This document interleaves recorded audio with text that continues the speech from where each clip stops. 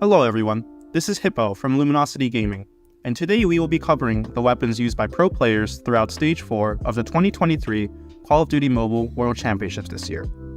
We will be separating these weapons into three main categories: aggressive, flex, and passive. Please note that within the categories, the weapons are not ordered in any particular way, so just because a weapon is mentioned before another weapon, it does not mean that it is better or worse. Let's not waste any time and head straight into the list, starting with the aggressive weapons. First is the Fennec, which is by far the best aggressive SMG in the game due to its insanely fast potential 4-shot time to kill at 162 milliseconds and a competitive 5-shot time to kill at 216 milliseconds. Even if you do not achieve the potential time to kill, its incredibly fast fire rate means that you are punished far less for missing shots compared to other weapons in the category, such as the Switchblade X9 or QQ9. This is really important because say you take a Switchblade or a QQ9 and you face a Fennec. If you do not actually hit all your shots with the Switchblade or the QQ9 against the Fennec, then the Fennec is going to have a much greater likelihood of being able to beat you unless you are at an incredibly far range trying to cross-map each other. The Fennec is also incredibly mobile, making it the ideal weapon for pushing into objectives and thus allowing it to thrive in this fast-paced metagame.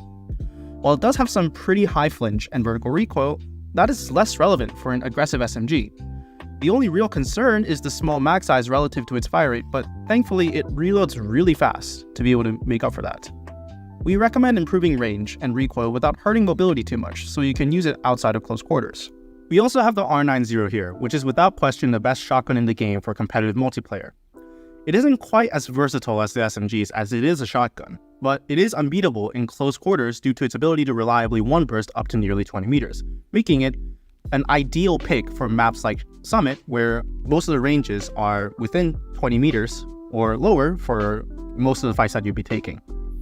Now, once you get into the objective, the game pretty much becomes a point-and-click adventure, and every fight is in your favor as long as you hold the tight corners and hit your shots. So the build that we recommend focuses primarily on maximizing its lethality by boosting range and also bullet spread accuracy. Moving on to the flex weapons, we have three weapons in this category, starting off with a gun that has been at the top of the metagame for nearly 2 years at this point, the CBR4. You want to play at the same fast pace as your entry subs while being able to cut off rotations and win mid-range fights? Use the CBR4. This is quite literally the ultimate do-it-all weapon with a fast rate of fire, excellent time to kill at all ranges, large mag size, rather decent bullet spread accuracy, SMG mobility, and some of the easiest recoil in the game. This makes it so that it's an incredibly strong weapon that can hold its own in practically any situation while being extremely easy to use. Our build here is pretty much what every pro uses, improving range and bullet spread accuracy while retaining the mobility and handling. Next up is the FFAR-1, which has replaced the Krig as the go-to flex AR. This is due to its forgiving fire rate, paired with snappy handling from the Black Ops attachments, which allows it to compete at closer ranges. It also has the potential to kill in just below 200 milliseconds up close with head and chest shots, which isn't exactly the most consistent, but it's still something to take into account. Bullet spread accuracy and recoil are good as well, so you can comfortably take fights at longer ranges to take advantage of the competitive overall time to kill. Long story short, this is basically the AR version of a Switchblade that also has better bullet spread accuracy and range overall, so I think it makes sense that it's a top-tier flex weapon. Now, for the build that we would recommend, we focus on improving handling and bullet velocity to enhance its versatility over longer ranges. To round out the flex weapons, we have a weapon that has just recently seen a resurgence back into the competitive metagame, the HVK-30. So the weapon has an absurd damage profile, which allows it to achieve a 3-shot kill rather consistently up close and never need more than 5 shots to kill. Headshots are super rewarding as well, and if you manage to land both headshots in the first or second ranges of the weapon, you'll be rewarded with a near instant time to kill that is less than 100 milliseconds. It also features rather solid bullet spread accuracy and recoil that is rather easy to control with decent mobility, so there isn't a range where this gun can't perform well. The only downside is the small mag size of 32 rounds or throughout Stage 4, 29 rounds, so this won't be quite as suitable for players with subpar ammo management. But if you can handle the small mag, you're looking at a weapon that can challenge SMGs and rival main ARs rather consistently, which is why it's seen usage, as if you can notice, the fire rate is actually practically the same as the LK-24. However, It is more suited to be able to handle closer range fights, making it probably the best main AR option for maps like Summit, where fights can be a lot more close range and SMGs run rampant. The build that we will recommend you focuses on boosting ADS time and range along with the large caliber ammo, which is mandatory.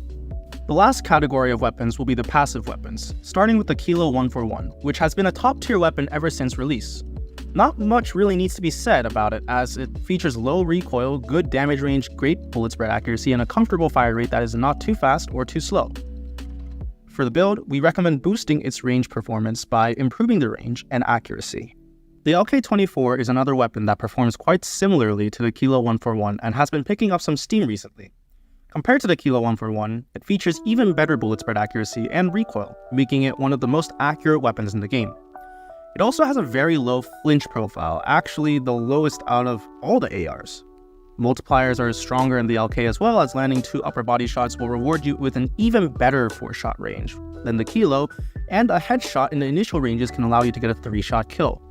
All this at the cost of having slower fire rate and mobility than the Kilo 141, making main AR players such as Blur or Tectonic struggle to sometimes choose between the two.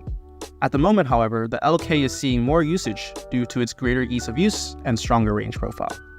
The build we provide has a similar build philosophy to that of the Kilo 141, focusing on improving range and accuracy. The UL736 has also been gaining quite a bit of hype as well from players such as Space from Tribe, Kings from Mayhem, formerly known as Simplicity, and Scott from Devious.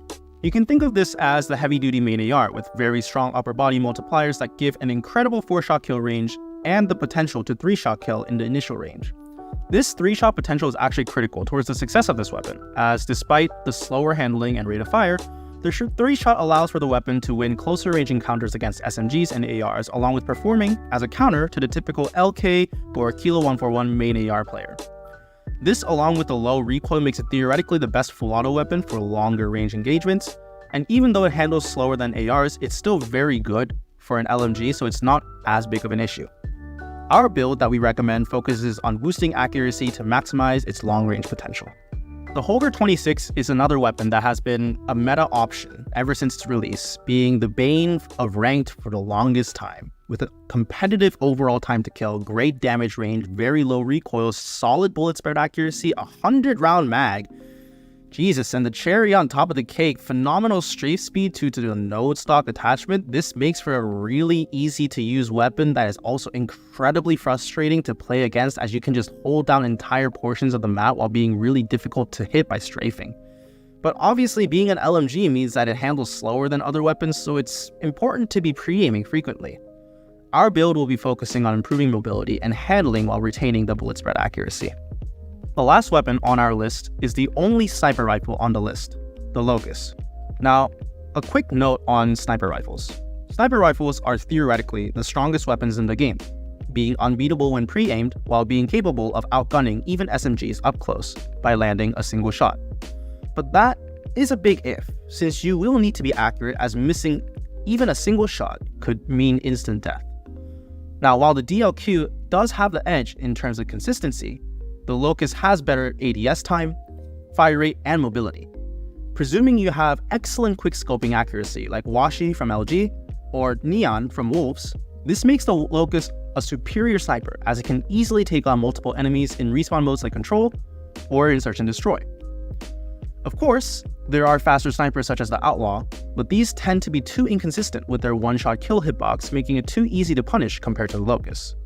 The build we recommend needs no discussion, just max out ADS time, as building it for anything else is a waste of attachments. And those are the top 10 weapons that the pros have used in this year's Stage 4. Let us know in the comments which of these weapons you have in your loadouts, and if you don't, tell us what you prefer to use as well. And if you found the video helpful, be sure to leave a like and subscribe. Going dark.